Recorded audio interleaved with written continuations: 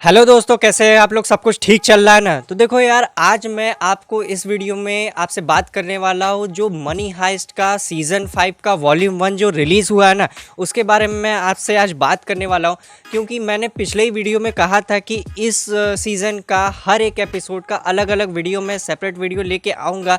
लेकिन दोस्तों, इसके लिए मैं आपसे तहे दिल से माफ़ी चाहता हूँ, क्योंकि मेरे घर के हालात थोड़ी कंडीशन थोड़ी ख़राब होने की वजह से मैं आपके लिए रेगुलर वीडियोस थोड़े दिनों के लिए नहीं लेके आ पाऊँगा। जैसे मैं तीनों चैनल्स पे पहले रेगुलर वीडियोस लेके आता था, एक दिन इस पे, एक दिन इस पे, एक दिन इस पे, तीनों पे बारी बारी से काम होता था।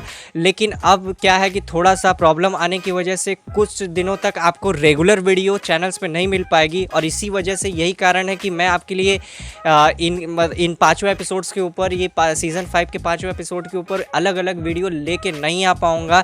लेकिन आपको इसी वीडियो में मैं पूरी अच्छे तरीके से ये एक्सप्लेन कर दूंगा कि आखिर मनी हाइस्ट का जो 5वें सीज़न का 5 एपिसोड्स थे उसमें आखिर क्या बवाल मचा है।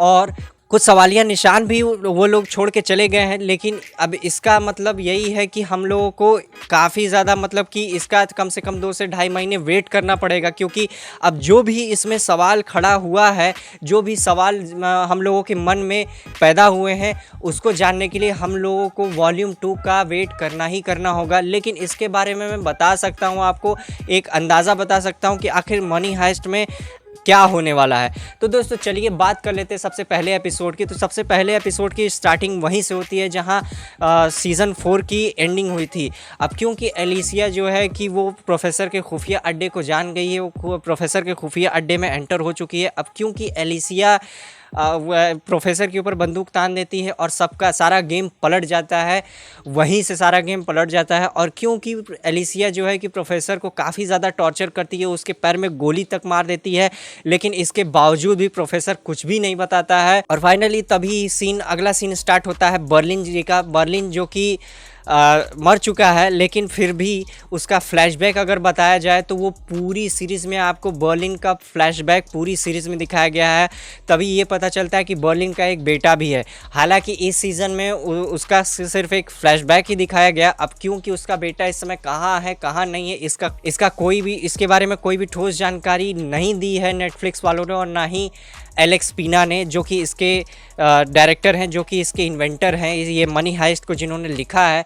तो सबसे पहले तो एलेक्स पीना साहब को हैंड्स ऑफ, क्योंकि इतनी माइंड ब्लोइंग कहानी और इतनी, मतलब कि इतनी माइंड ब्लोइंग कहानी कहाँ से आपने लेके आए आप। लेकिन थैंकफुली हम आपको दिल से शुक्रिया करते हैं कि आपने इसको पूरे वर्ल्ड में ऑर्गेनाइज़ किया और हमारे लिए कम से कम आपने प्रोवाइड कराया। तो इसके लिए आपका तहे दिल से शुक्रिया एलेक्स पीना सर। तो दोस्तों, चलिए अब बात कर लेते हैं दूसरे एपिसोड की। क्योंकि पहले एपिसोड में थोड़ा सा फ्लैशबैक, थोड़ा सा जो है कि टीम जहां बैंक में फंसी हुई है वहां का सीन दिखाया जाता है। और क्योंकि नैरोबी मर चुकी है और नैरोबी के जाने के बाद काफ़ी ज़्यादा जो है कि टीम टूट चुकी है, और प्रोफेसर भी वहाँ काफ़ी ज़्यादा जो है कि मुश्किल में पड़ चुके हैं। और क्योंकि 4th सीज़न के एंड में ही लोगों ने लिस्बन को पुलिस के और गवर्नमेंट के चंगुल से छुड़ा लिया था, और क्योंकि लिस्बन भी अब जो है कि उन लोगों के प्लान के मुताबिक बैंक में एंटर कर चुकी है, तो अब ये कहा जा सकता है कि कुछ भी हो सकता है। तभी अब आते हैं दूसरे एपिसोड की। तो दूसरे एपिसोड में दोस्तों आपको ये देखने को मिलेगा कि दूसरे एपिसोड में जब लिस्बन जो है कि प्रोफेसर से कांटेक्ट करने की कोशिश करती है, तभी वहाँ एलिसिया की आवाज़ सुन के काफ़ी ज़्यादा सब शॉक्ड हो जाते हैं। और वहीं से सबको पता चल जाता है कि अब उनका कोई भी मसीहा, उनकी कोई भी मदद बाहर नहीं बची है। अब जो करना है उनको खुद करना है।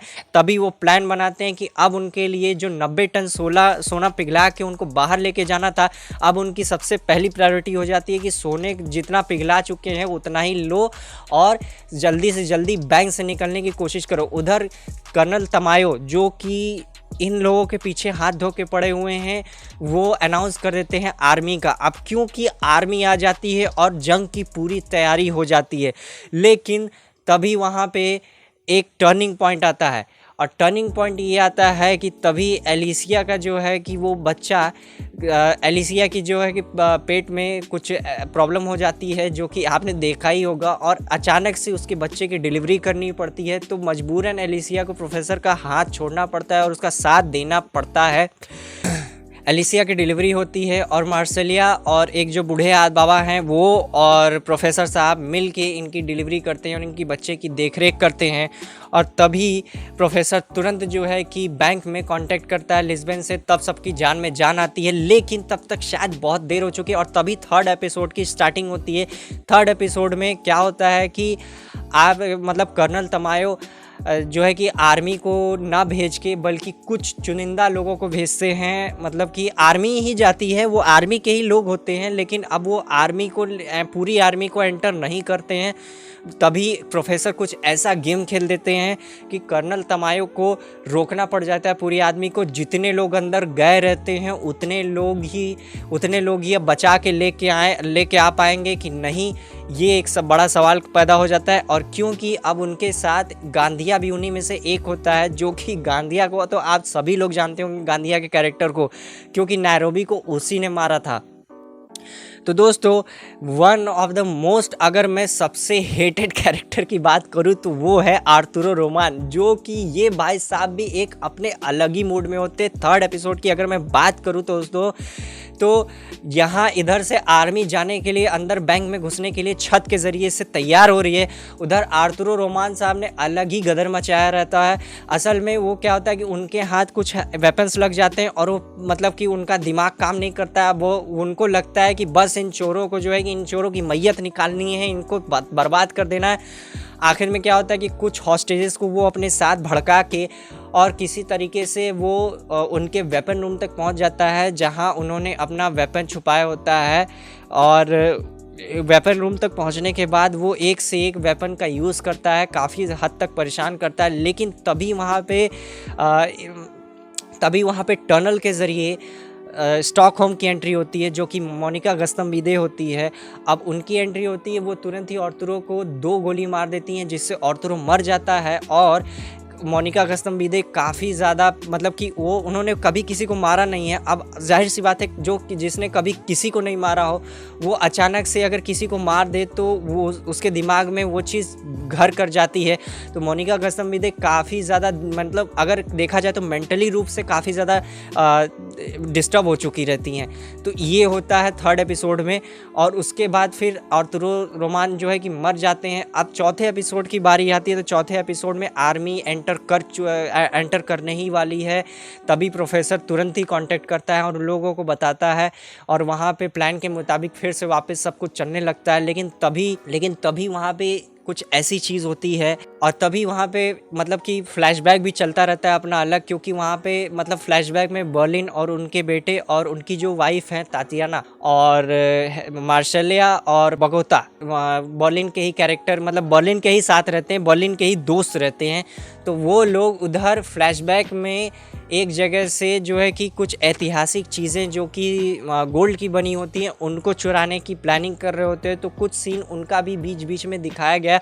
और सबसे अच्छी चीज़ मैं मनी हाइस्ट की अगर मैं आपको बताना चाहूँगा, तो सबसे अच्छी चीज़ मनी हाइस्ट की ये है ना कि आपको एक तरफ कहानी, एक तरफ पूरी की पूरी स्टोरी बढ़ रही है आगे, और एक तरफ पूरी की पूरी स्टोरी रिवर्स हो रही है। अब क्योंकि 5वें एपिसोड की अगर मैं बात करूं, तो 5वें एपिसोड में जब उन्होंने मतलब कि टोक्यो, जो कि उनकी सबसे पहली शागिर्द थी, उनकी सबसे पहली सिपाही थी इस मिशन की, तो टोक्यो को उन्होंने कहाँ से पकड़ा था, कैसे पकड़ा था, मतलब कि उन्होंने कहाँ कैसे उनको टोक्यो को हायर किया, और किस तरीके से रियो से पहले उसका जो भी बॉयफ्रेंड था वो मारा गया था। तो इस वजह से अब कहानी जो है कि बहुत ज़्यादा पीछे चली गई। एक तरफ कहानी जो है कि एकदम शुरू से चल रही है, शुरू में जाती जा रही है, और एक तरफ जो है कि कहानी बढ़ती जा रही है अपने अंत की तरफ।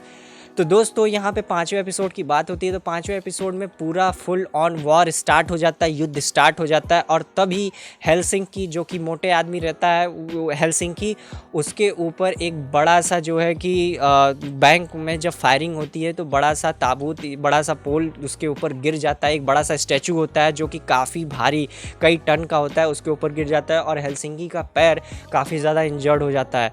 मतलब कि एक तरीके से नौबत आ जाती है कि पलेर्मो और बगोता उसको बचाने के लिए जाते हैं, लेकिन हेलसिंकी का ये कहना होता है कि देखो मैं चल नहीं पाऊंगा और डॉक्टर के पास लेके जाओगे वो ऑलरेडी मेरा पैर काट देगा, तो इससे बढ़िया है कि तुम मेरा पैर यहीं पे काट दो। लेकिन वो पैर नहीं काटने के लिए तैयार होते किसी भी कीमत पे, किसी भी तरीके से हेलसिंकी को बचा के उसको जो है कि एक सेफ़ रूम में ले जा के वो लोग रख देते हैं। तभी स्टॉकहोम उसका इलाज करती रहती है, लेकिन तभी उसको सपने में उसको मतलब आर्थुरो रोमान की डेथ उसके दिमाग में इतना घर कर जाती है कि वो सही से कुछ भी नहीं कर पाती है और ड्रग्स ले लेती है और ड्रग्स लेके वो फैल जाती है। उसके बाद बारी आती है, काफ़ी ज़्यादा धूमधाड़ फायरिंग होती है, काफ़ी ज़्यादा। तभी वहाँ पे धगाधक फायरिंग शुरू हो जाती है और तभी टोक्यो को जो है कि वो गोली लग जाती है दोनों टांगों पे और हाथ में भी गोली लग जाती है और टोक्यो काफ़ी ज़्यादा इंजर्ड हो जाती है। और एक तरीके से ये भी आपको लास्ट में सबसे ज़्यादा टर्निंग पॉइंट यही देखने को मिलेगा ना कि डेनवर एक तरीके से मतलब कि तभी बैंक में पता चलता है कि अरे लिफ्ट के जाने का भी रास्ता है। तो वहाँ से 5-6 मंजिला नीचे जगह दिखाई देती है, तो वो लोग नीचे जाके टोक्यो के बचने का इंतज़ाम करते हैं, पिलो वगैरह। लेकिन टोक्यो क्या करती है कि उन लोगों को रोके रखती है, आर्मी वालों को रोके रखती है और गांधिया को रोके रखती है। और जैसे ही टोक्यो रोकने की कोशिश करती है उसको गोलियों से भून देते हैं वो लोग। और तभी होता ये है कि जैसे ही गांधिया टोक्यो के पास जाता है उसको गोली मारने जाता है, वैसे ही वो देखता क्या कि टोक्यो ने एक पूरे जो है कि बॉम्ब की रैकेट पहन रखी होती है और सारे बॉम्ब एक्टिवेट कर दिया जाता है, जो कि एक तरीके से कहते हैं बारूद, पूरी पिन खींच दी होती है और तभी ब्लास्ट हो जाता है। एक तरीके से हम लोगों को अगर देखा जाए तो ये थे 5 एपिसोड जो मैंने आपको एक्सप्लेन किए। लेकिन अब इन 5 एपिसोड को देखने के बाद कई सवालिया निशान हमारे जहन में खड़े कर गई है ये सीरीज़, जिसमें से सबसे पहला सवाल ये है कि क्या एलिसिया अब मतलब कि वाकई प्रोफेसर की टीम में है, प्रोफेसर के साथ काम कर रही है। दूसरा, मार्सेलिया अभी तक जो है कि मार्सेलिया को भी आपने ट्रेलर में देखा होगा, लास्ट में देखा ही होगा कि मार्सेलिया जो कि बैंक में एंटर हो चुका है और सबके साथ फाइट कर रहा है। तो क्योंकि मार्सेलिया अभी तक बैंक में एंटर नहीं हुआ है तो ये भी एक बड़ा सवाल है। दूसरा, क्या टोक्यो मर गई? क्योंकि जो कैरेक्टर सीज़न 1 से लेके अब तक शो की नरेटर रही है टोक्यो, वो उसको ही मार देंगे तो फिर अभी वॉल्यूम 2 का नरेट कौन करेगा? अभी वॉल्यूम 2 की पूरी कहानी कौन नरेट करेगा? अब क्योंकि टोक्यो इसमें दिखाया गया कि मर गई, लेकिन ये भी एक सवालिया निशान है कि क्या वाकई में टोक्यो मर चुकी है? और फिर उसके बाद अगर टोक्यो मर गई तो फिर नरेट कौन करेगा कहानी? तो दोस्तों ये थी मेरी आज की वीडियो और कमेंट बॉक्स में लिख के आप ज़रूर बताइएगा कि आपको कहानी स्टोरी कैसी लगी और आपने देखी कि नहीं देखी। जिन लोगों ने देखी वो मेरे को कमेंट बॉक्स में लिख के ज़रूर बताएं कि आपको ये सीरीज़ कैसी लगी। तो दोस्तों मिलता हूँ नेक्स्ट वीडियो में, तब तक के लिए जय हिंद, वंदे मातरम।